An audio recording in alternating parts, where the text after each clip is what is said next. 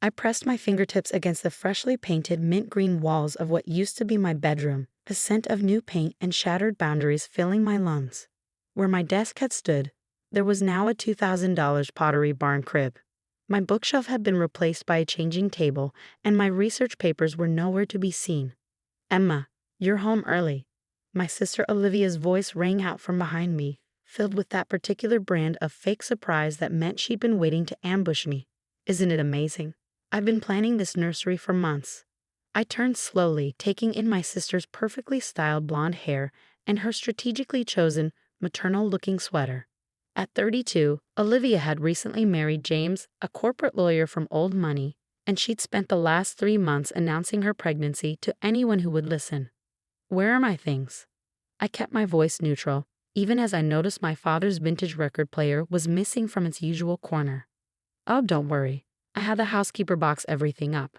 It's all in the garage somewhere." She waved her hand dismissively, her diamond tennis bracelet catching the light. "I mean, you haven't really lived here since college anyway. You're always at that lab of yours." That lab was the renowned Anderson Institute for Medical Research, where I'd spent the last 5 years leading breakthrough studies in pediatric medicine. Not that my family had ever shown much interest in my work. They were too busy celebrating Olivia's Instagram following and her lifestyle blog. "I still come home on weekends," I said quietly. "I was here last Sunday. And now you'll have an even better reason to visit. Your future niece or nephew will be right here." She patted her still flat stomach. Mom and Dad totally agreed this made more sense. They said you wouldn't mind. Of course they did. Our parents had always operated on the assumption that Olivia's wants were everyone else's priorities. They'd done it when she demanded my college fund for her failed jewelry business, claiming I could just get scholarships. They'd done it when she took over the family vacation home for her wedding, forcing me to cancel the medical conference I'd planned to host there. But this time was different. This time, she crossed a line she didn't even know existed. "When did they say that?" I asked, moving to the window. The view of the garden below used to calm me during late-night study sessions. Now it was blocked by flowing nursery curtains. "Oh, last week at the country club. Right after the trust fund meeting," she beamed. "Did you hear? Grandpa Harrison's trust is finally being distributed. James says with market growth, it's worth about $4.5 million now. Can you believe it?" I could believe it. In fact, I knew the exact value down to the penny.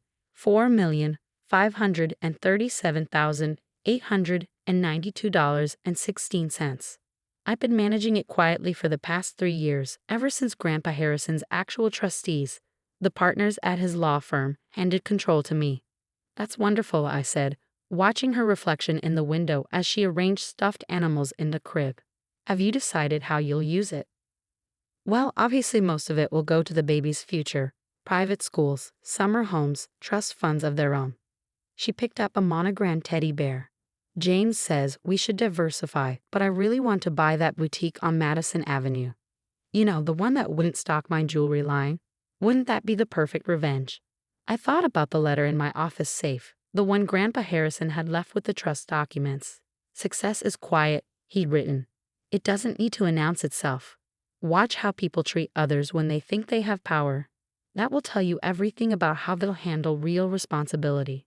"What about charity?" I asked, turning to face her. Grandpa was big on giving back. Olivia rolled her eyes. "Oh, James's family handles all that tax stuff. Besides, I'm creating jobs by buying the boutique. That's like charity, right?" Pulled out my phone, checking the time. In exactly 12 hours, the quarterly trust meeting would begin. The meeting where, as sole trustee, I would execute the distribution of funds according to the beneficiary's demonstrated character and commitment to family values. "Right," I said, slipping the phone back into my pocket. "Speaking of my things, we're exactly in the garage." Who knows?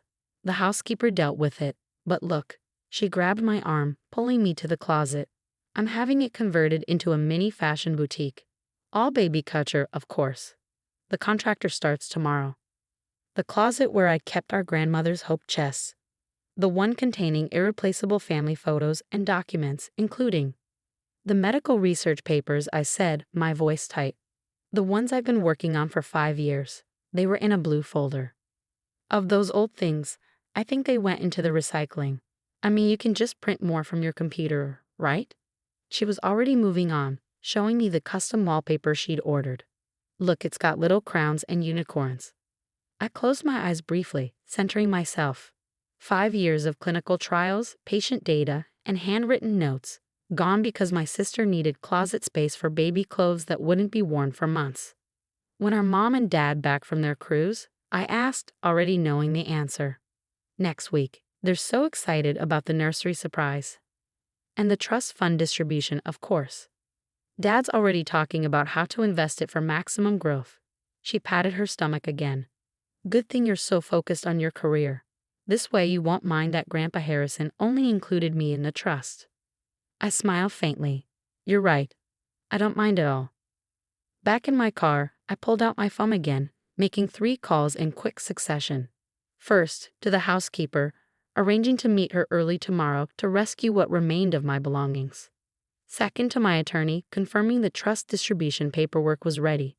And finally, to the Children's Hospital Foundation, where I serve on the board. Yes, tomorrow afternoon, I told the foundation director. Approximately $4.5 million, earmarked specifically for pediatric research and family support services. No, the donor wishes to remain anonymous for now. That night in my apartment across town, I reviewed Grandpa Harrison's letter one last time, a part about success being quiet, about watching how people treat others when they think they have power. My sister thought she had power because she had expectations. Tomorrow, she'd learn about the power of consequences. I opened my laptop, logging into the trust management portal. The interface showed the current balance, glowing with potential. With a few keystrokes, I could fulfill Grandpa Harrison's final wishes, that his money go to those who understood its true value. My phone buzzed with a text from Olivia. Don't forget to follow my new Instagram account, @Bolivia. I'm announcing the trust fund distribution there tomorrow. Going to be epic. I set the phone aside, turning back to my laptop. Epic indeed. The meltdown was nuclear. Within hours, Olivia's Instagram followers were treated to a tear-stained live stream about toxic family betrayal and stealing from an unborn child. She had somehow managed to turn $4.5 million in charitable donations into a personal attack on her future offspring. I watched it all from my office at the Anderson Institute, where I was reinstalling my rescue research papers into their proper files. My phone hadn't stopped buzzing since the trust meeting, mostly missed calls from family members and a growing stream of social media notifications as Olivia's followers picked sides. Dr. Harrison?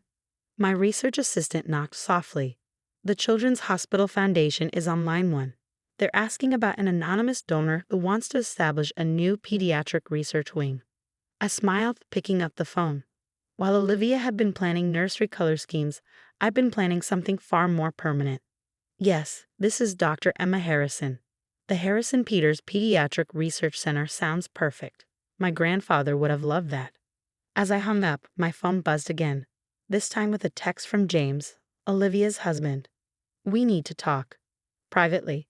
I agreed to meet him at a coffee shop downtown, far from both his law office and Olivia's usual haunts. He was already there when I arrived, looking distinctly uncomfortable in his bespoke suit. Did you know? He asked as I sat down. About the boutique scheme. The revenge purchase, she mentioned it. He ran a hand through his carefully styled hair. She wanted to fire everyone and turn it into a baby clothing store. 30 people would have lost their jobs because they didn't stock her jewelry line 3 years ago. Sounds like Olivia. I thought the trust fund would be our chance to start something legitimate. A real business. Maybe even a charitable foundation. He stared into his untouched coffee. I didn't know about your room, or your research. I studied him carefully. Perhaps there was more to my brother-in-law than his old money pedigree suggested. The research will recover. The children we're trying to help. They don't always have that luxury. He nodded slowly. Your grandfather, he knew, didn't he? About who Olivia really was. He knew who we both were. I pulled out my phone and showed him the plans for the new research center. This is what the money's actually going to do. Real change. Real hope. Real futures. Before he could respond, my phone lit up with Mom's name. They must be back from their cruise early. Emma Harrison, what have you done? Mom's voice was shrill enough to draw attention from nearby tables. Your sister is devastated. She's talking about moving back home. Into which room? I asked calmly. Mine's already a nursery. That's different. She's having a baby. And I'm trying to save them. I met James's eyes across the table. The research she threw away? It was for a new treatment protocol for infant respiratory distress syndrome. But I guess that's not as important as baby culture. Silence on the line. Mom, when was the last time you asked me about my work? About what I'm trying to accomplish? We know you're doing well. No, you assumed I was doing well because I didn't need constant attention like Olivia. Just like you assumed my room was available because I wasn't there every night. Just like you assumed Grandpa's money would go to his real family member, the one having a baby. James shifted uncomfortably, likely recognizing his own assumptions in my words. The money's gone, Mom. It's going to help children who need it more than Olivia needs revenge or social media content. Your father will be furious. Good. I stood up, gathering my things. Maybe he'll finally feel something real about one of my decisions. I ended the call and turned back to James. You should know, the research center will have a public donor list. Olivia's followers might notice her name isn't on it. He surprised me with a slight smile. Maybe it should be. Not her trust fund money, but I have my own investments. Supporting pediatric research would be good for the firm's image. And for the soul. That too, he pulled out his checkbook. How do I make this donation? Later that evening, I returned to my apartment to find Olivia waiting in the lobby. Her designer outfit was slightly rumpled, her makeup less than perfect. You ruined everything, she said as I approached. That money was supposed to secure our baby's future. No, it was supposed to honor Grandpa's legacy. There's a difference. By giving it all away. How does that honor anything? I unlocked my door, letting her follow me inside. Come here. I want to show you something. I led her to my home office, where I'd set up the rescued research papers. Photographs of tiny patients lined the walls, each one a reminder of why my work mattered. This is Tommy, I said, pointing to a smiling toddler. He was born 3 months early. The treatment protocol you threw away. It saved his life. I moved to another photo. This is Sarah. She wouldn't be here without pediatric research funding. They're so small, Olivia whispered. Yes, they are. And they all needed help more than your baby needs a couch or closet. I turned to face her. That's what Grandpa's money is going to do now. Help more Tommies and Sarahs have a future. But what about my baby's future? Your baby has you, James, our parents, and more privilege than most people will ever know. These babies, I gestured to the photos. Sometimes all they have is hope, and doctors who won't give up on them. She sank into my office chair, looking suddenly small. I really messed up, didn't I? The nursery? The research? Or assuming money matters more than meaning? All of it. She touched one of the photos gently. I never really thought about what you do, what it means. No, you didn't. Just like you never thought about what my room meant to me, or what Grandpa's legacy really stood for. Can I fix it? I handed her a business card for the Children's Hospital Foundation. James already started. He made a donation in your name, not trust fund money, his own. The research center will have a nursery for long-term patients. It still needs furnishing. Really? A spark of her old enthusiasm returned. I could help design it. For the kids who need it, not for Instagram content. She nodded slowly, still holding the foundation card. Emma, I'm sorry. About your room, your research, everything. I know. I sat down across from her. The question is, what are you going to do about it? Can I start by helping you reorganize these papers? It wasn't $4.5 million in trust fund money. It wasn't even a full apology for years of thoughtless behavior. But as we spent the evening sorting through research documents with Olivia actually asking questions about my work, it felt like something new was taking root.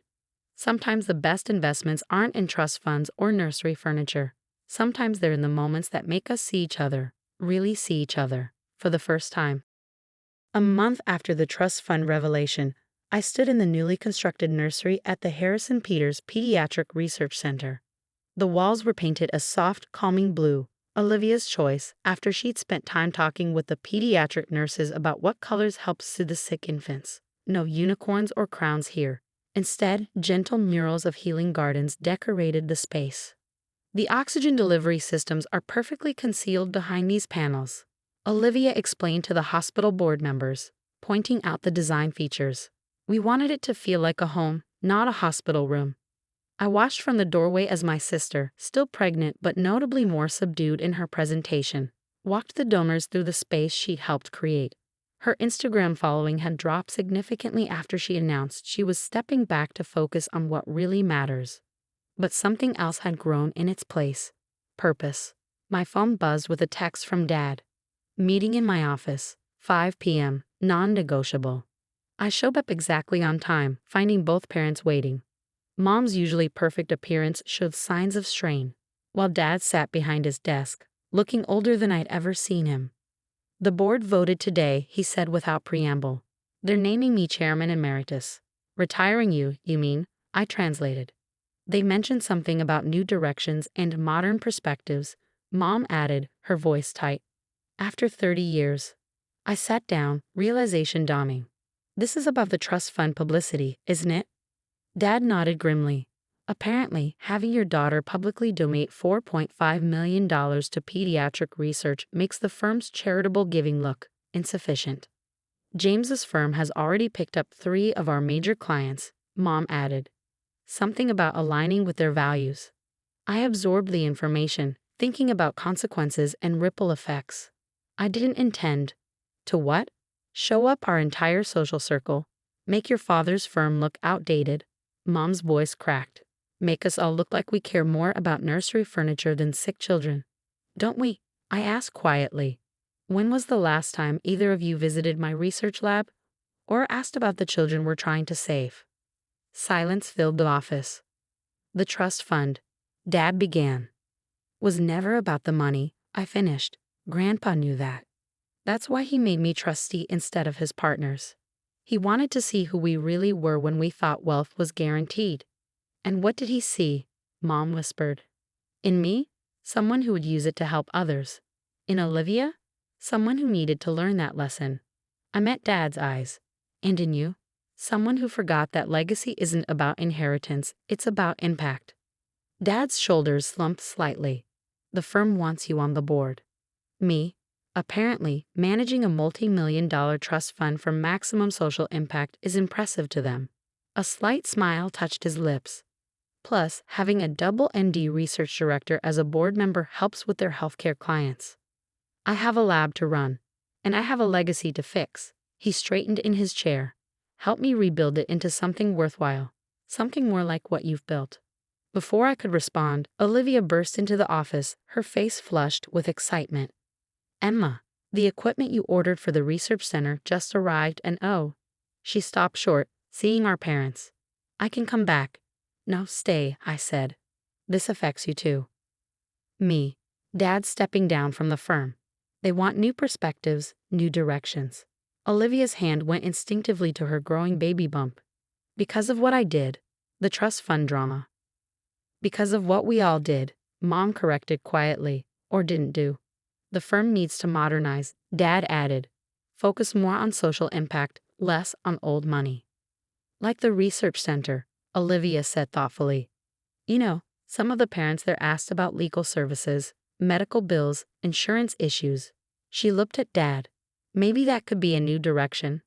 I watched our father's expression shift as he considered it, not just the business opportunity, but the meaning behind it. A dedicated healthcare advocacy division. The Harrison family legacy, I suggested, but this time actually helping families.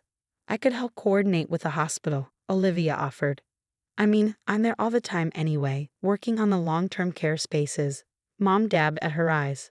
When did you two grow up so much? When you weren't looking, I said gently. But maybe now you can see what we're building. Together, Olivia added, reaching for my hand. The nursery at home. I'm having it converted back to your room. The baby can have the guest room. Keep the nursery, I said, surprising even myself. But maybe share it? I hear aunts sometimes need a place to stay when they're helping with late-night feedings. Dad stood up, moving around his desk to face us properly. The firm's announcement party is next week. They want to introduce the new board members and unveil the healthcare initiative. He took a deep breath. I'd like you both there, not as my daughters, but as partners in whatever this new legacy becomes. Partners, Olivia tested the word. I like that better than influencer. Impact over inheritance, I agreed. Later that night, as I updated the research center's donor wall to include Dad's firm as a founding partner, I found myself looking at Grandpa Harrison's old photo. His slight smile seemed knowing now, as if he'd seen this future all along. Sometimes the biggest trust fund isn't the one in the bank. Sometimes it's the trust we place in each other, to grow, to learn, to become better than we were. And sometimes the best room makeover isn't about paint colors or furniture, it's about making space for change. 6 months later, I stood in the delivery room of the Harrison Peters Pediatric Center, but not as a doctor. This time, I was Aunt Emma, watching my sister bring her daughter into the world in the same hospital where we learned so much about what really matters. She's perfect, Olivia whispered, cradling her newborn. And tiny, so tiny, her voice caught, and I knew she was thinking of all the other tiny babies we'd seen in our months working here. 5 pounds, 8 ounces, I confirmed, checking the charts out of habit. A fighter, just like the others. James stood proudly beside them, but his attention kept drifting to the advanced monitoring equipment surrounding them. Equipment funded by his firm's new healthcare initiative. Everything we put in place, all the changes, it feels different being on this side of it. Charlotte Harrison Williams, Olivia announced softly, touching her daughter's cheek, named after Grandpa Charles. I think he'd like that. Our parents arrived shortly after, both looking distinctly different from the country club fixtures they'd been a few months ago. Mom's designer suits had been replaced by comfortable clothes suitable for hospital volunteering. She'd started spending 3 days a week helping in the family support center. Dad's usual golf attire had given way to business casual, more appropriate for his new role advising families navigating medical legal challenges. She's beautiful, Mom breathed. But I noticed how her experienced volunteers' eye checked the monitors, the oxygen levels, all the little details that really matter. Everything looking good. All readings normal, I assured her, sharing a knowing look. We spoke the same language now. Dad pulled out his phone, but not to check stocks or club memberships. I'll update the foundation board. They'll want to know their newest junior member has arrived. The Harrison Family Foundation had grown from Dad's legal expertise and Mom's social connections, but its heart came from something else. Understanding what wealth really meant. Last month, they'd funded their first full pediatric research grant. Should we take a picture? Olivia asked, then quickly added, for the family album, not social media. Her Instagram account had transformed into a modest platform promoting pediatric health awareness and family support resources. Her followers were fewer but more engaged, participating in actual change instead of just liking photos. Speaking of family albums, I said, pulling out a familiar package wrapped in well-worn quilting. I think it's time for this. Olivia's eyes widened as I unwrapped Grandma's quilt, the one that used to hang in my room. But that's yours. For your room. It's for Charlotte now. I draped it over the hospital bassinet.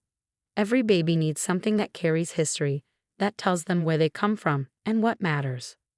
James cleared his throat. That reminds me. The paperwork came through yesterday. He pulled out an envelope. The Charlotte Harrison Memorial Wing is officially funded. Full pediatric respiratory care unit, research facilities, family accommodation. Memorial? Mom asked. Named after a baby we lost in the NICU last month, I explained quietly. Her parents couldn't afford extended care. That won't happen again, not in our hospital. Olivia reached for my hand, her daughter sleeping peacefully under our grandmother's quilt. Remember when I thought a trust fund was about buying revenge and social media content? Remember when I thought teaching you a lesson meant taking everything away? I squeezed her hand. Maybe we both had something to learn. Dad moved to the window, looking out at the hospital complex that now bore our family name, not as a symbol of wealth, but as a promise of care. Your grandfather once told me that true legacy isn't what you leave behind, it's what you build forward. He'd be proud, Mom said, straightening the quilt with practiced hands. Not of the money or the buildings, but of this, of who you both became. A soft knock at the door revealed Maria, our former housekeeper, now the Foundation's Family Services Coordinator.